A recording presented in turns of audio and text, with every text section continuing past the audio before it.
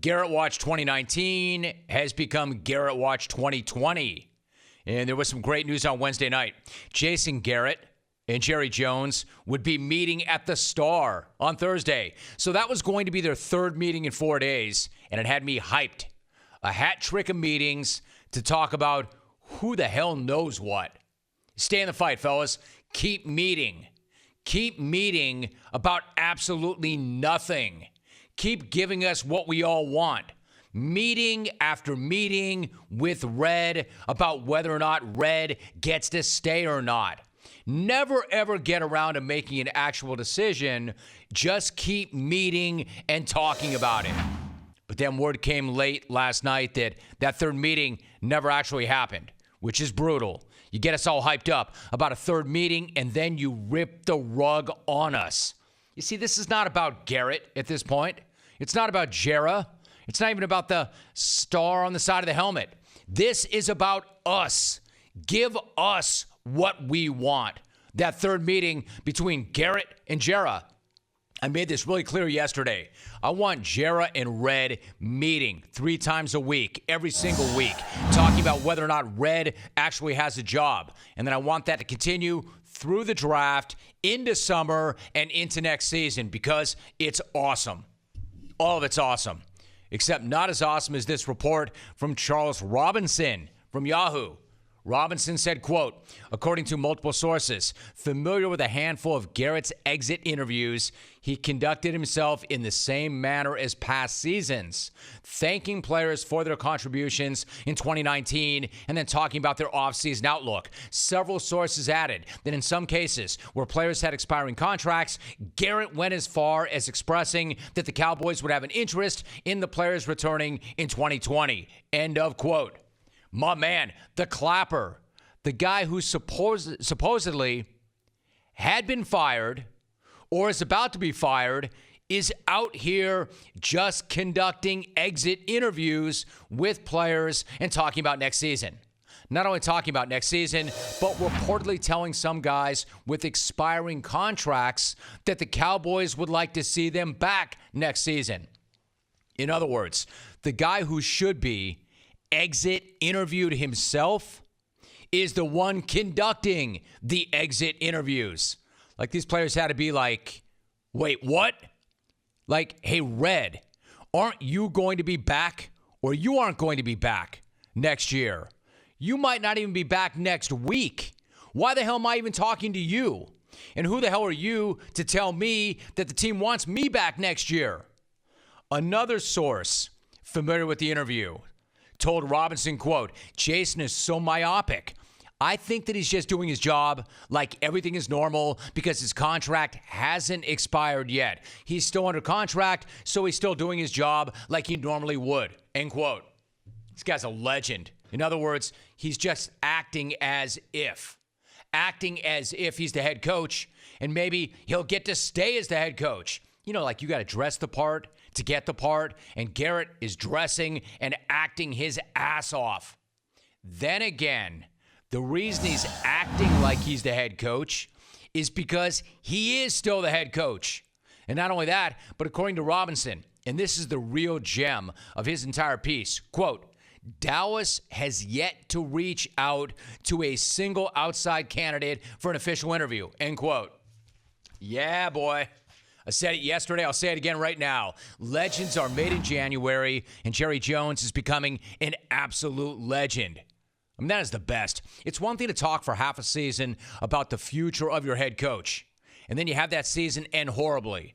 It's a season where the owner thought that they were Super Bowl caliber, and then everybody everywhere else knew that that coach had to make a deep run in the postseason to keep his job, and then it didn't happen.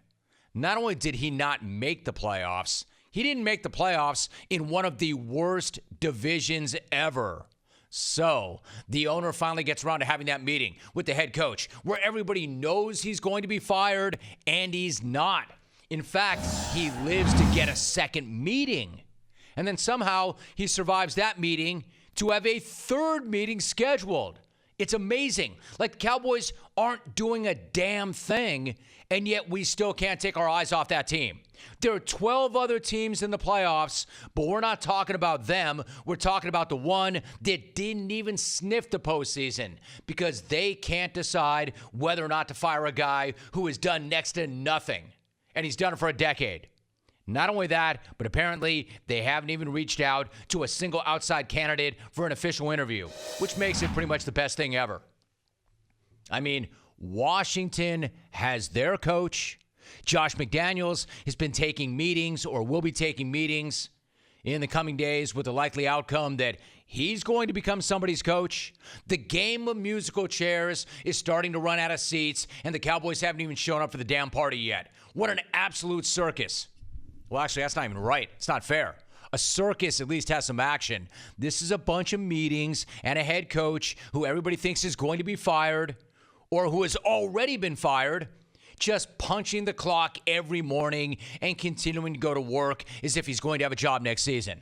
Like, I would say this is a horribly run coaching search, but it's not a coaching search if you're not searching for coaches. It's not a coaching search if you haven't even gotten rid of your coach yet. And then this tweet from Ed Werder. Quote, source, Cowboys Jerry Jones and Stephen Jones have moved slowly and with, quote, an abundance of care and respect, end quote, for Jason Garrett. That phase expected to conclude soon, with Garrett not part of the organization. Next phase to involve candidate interviews will begin quickly thereafter, end quote. Great. Tell me something I didn't already know. Other than that part about, quote, abundance of care and respect. Now that is rich as hell. An abundance of care and respect for Garrett? Dragging this out for nearly a week is not exactly an abundance of care and respect. In fact, it's the exact opposite of an abundance of care and respect. Man, that's letting that redheaded dude twist. If the plan was to move on, then move on. It hasn't happened. And then there's that next sentence, quote, that phase expected to conclude soon with Garrett not part of the organization. Last thought. Since when is there a phase in the firing process? Usually when you get fired, you are told you're fired. Man, hit the bricks. That's it. There aren't phases to it. And the guy getting fired is not continuing to show up to work and conducting exit interviews like nothing's going on. If this guy's going to get fired, as everybody expected weeks ago, what has taken so long? And since it has taken so long, is it too much to ask that it takes even longer? Like, I'll admit it, maybe I got a little greedy. Maybe I did make it about me. Maybe I got too greedy when I said, let it go into July. At least let it go into March. Like, I want a couple of more months of Garrett showing up to work, conducting whack exit interviews, and then meeting with Jerry and Steven about a bunch of random crap. Now, this is not about abundance of care and respect for Garrett. This is about an abundance of care and respect for me and everybody else. So you finish what you started, Jera. And by that, I mean never, ever finish meeting with the clapper. You want us looking at you, you want us talking about you, then you just keep doing you. You actually do have this thing right, Jera, because if not for this, we'd be talking about your crappy, underachieving football team and how you just wasted another year of our team and your own life. So get on that blower, get that ginger back to the facility, because you sure as hell aren't done talking yet. And I don't know if this is like partly breakup guilt or what on Jera's part, but it's got to continue. Do not let the facts of Red's tenure get in the way of your feelings towards him, old man. Yes, it seems like an easy decision. 2 playoff wins in 10 years. Not making the playoffs with a Super Bowl roster in a totally horrible division. Yeah, whatever. Keep working this angle, Jera. You got plenty of time still. There is no rush. It's not like we're circumcising a mosquito here. Circumcising the mosquito. Here, we're not doing that. You just keep doing you.